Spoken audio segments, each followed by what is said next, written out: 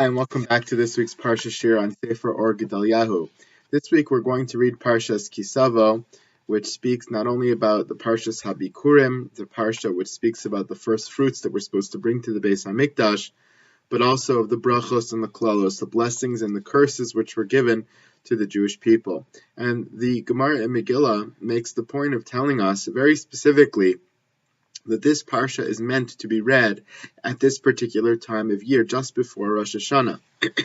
In fact, it's meant to be read here before Rosh Hashanah. And the other tochacha, the other parsha where we read about the blessings and the curses in Bechukosa in Vayikra, is supposed to be read just before Shavuos. The whole calendar is orchestrated so that the two tochachas would be before these two holidays, before Shavuos and Rosh Hashanah.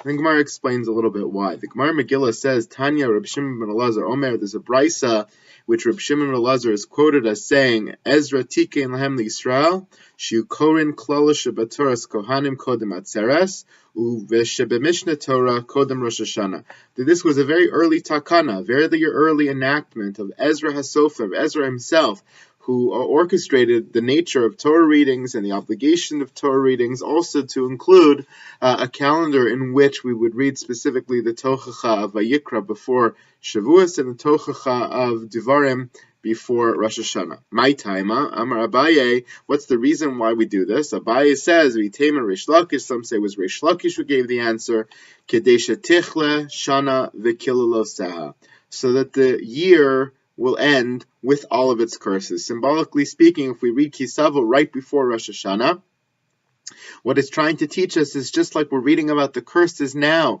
in the previous year, right before Rosh Hashanah, so too all the curses that we endure in this world, all the distress and challenge and suffering that we endure and evil that we see in this world should be gone with this year. As this year ends, so too should all of that distress end, and we should be able to begin a new year after the Tochacha, with a clean slate, with a new beginning, with a fresh start, hopefully ending all klalos and beginning all brachos. That's the symbolism of reading it at this time of year, says Reish Lakish or Abaye.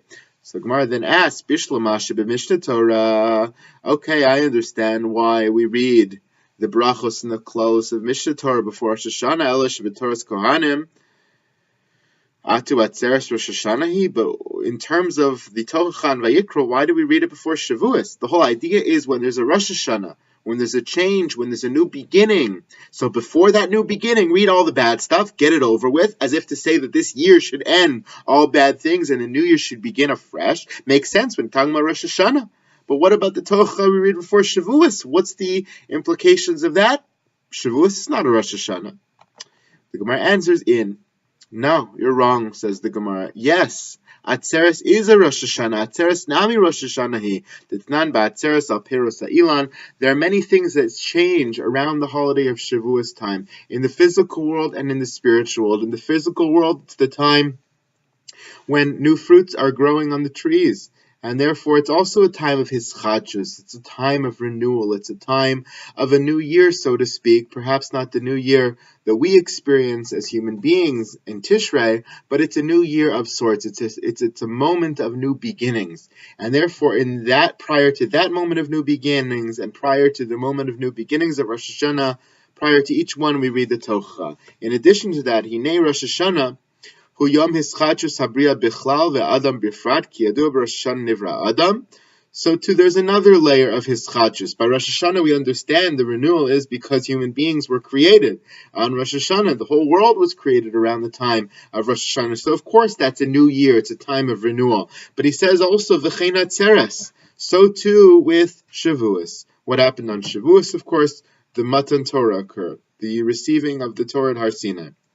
He says, V'chein Atzeres Yom Matan Torah Seinuhu Yom Hu Yischachus Shel Klal Yisrael. It's also the time of the renewal of the Jewish people. Sheba'ashah sheshamu hadibros yatzta nishmasan v'kiblu chiyus chadash al yedei haTorah. We know, as we've explained before, different shiurim of the Gedalyahu, the famous medrash, which says that at the time of Matan Torah, the Jewish people were so overpowered spiritually that their neshamas escaped their bodies, and God had to revive them through the words of the Torah. The Torah is literally a mechanism of revival, of vessel, of chiyus, of life, of energy. And therefore, we see that for the Jewish people, Shavuos was also a time of creation. They were created anew as physical human beings. But even more so, he says, V'gam b'chlalus ha'olam uzman shel yischachus. Shavuos, even though Matan Torah is very specific to Jewish people, it was also actually a time of renewal for the entire world, just like Rosh Hashanah is a time of renewal and creation for the entire world. Shekol ha'briah ya'taloi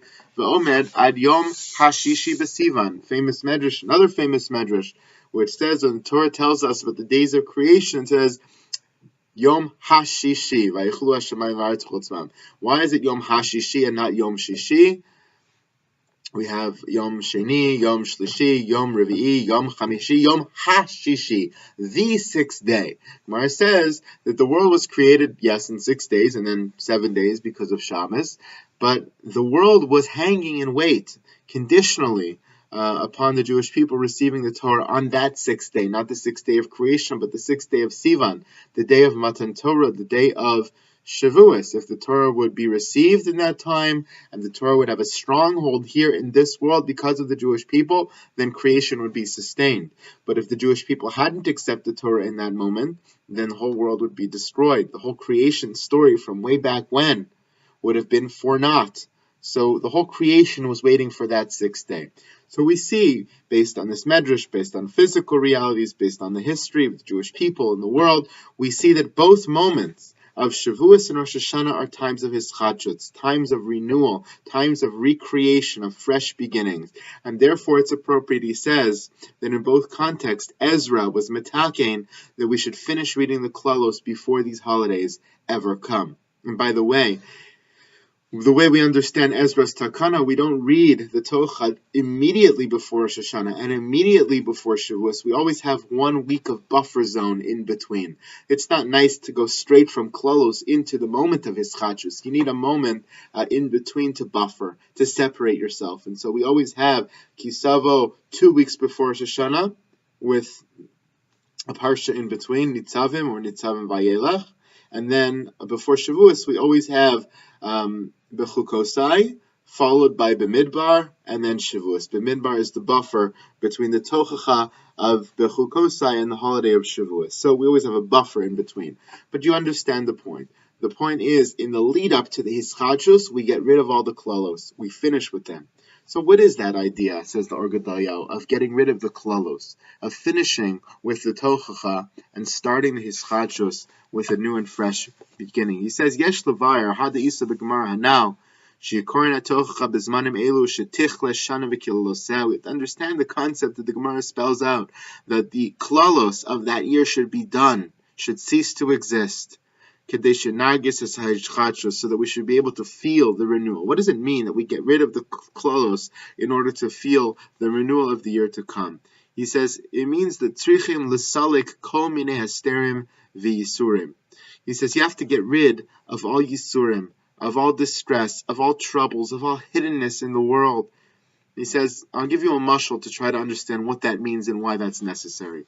Mashal lezehu mashazorim garin b'tocha adama v'zera hagarin nimoach v'nisbata legamrei u'mikoach zeh tzomeach acharechein. It's similar to when you plant a seed that then grows into a sapling or to a tree or to a vegetable.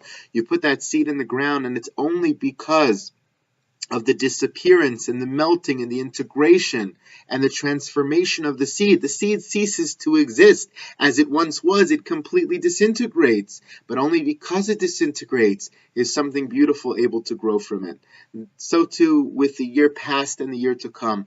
All of the Yisurim and the Hesterim and the Klalos of the year past have to vanish. They have to dissipate. They have to melt just like that seed in the ground for something more beautiful to be able to arise from it. Tzrichim lebatel legamre kol hahisyashnos v'chol echesronos shana shavra. The way we accomplish that is by negating and trying to get rid of all of the things we were lacking in the year to come in terms of our being, in terms of our character, in terms of our spirituality, to Just cause it all to disappear and to dissipate, to get rid of all the oldness, all the hisyashness, all the sleepiness and the oldness, and replace it with something much fresher, with something much newer. We read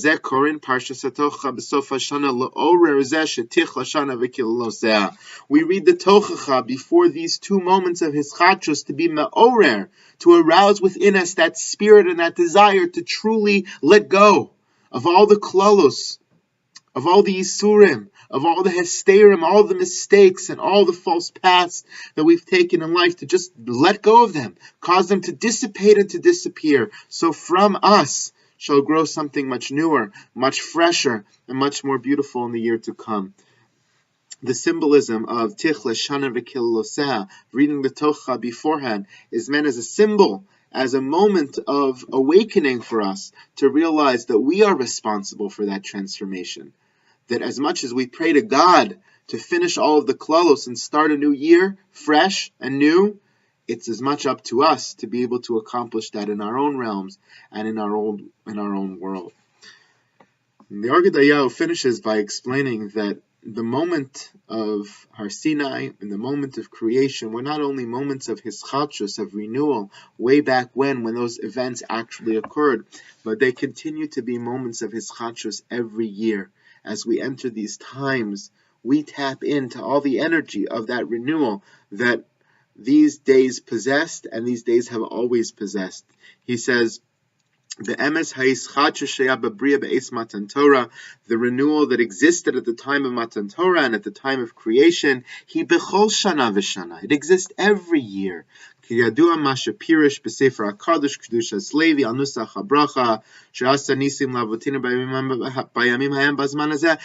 we learn this from the beautiful understanding of the Kedushas Levi, the holy Kedushas Levi, who explained the bracha that we say, Chanukah and Purim, she'asa nisim lavosenu bayamim hahem bazman hazeh. God, who we thank God for causing miracles to Jewish people in Bayamim Hahem, in those days, at this time, meaning at this time of year. So the Kedushas Levi explains, Ki ha'aros shahayu Bayamim Hahem chozrim u'meirim b'chol shana v'shana be'osazman.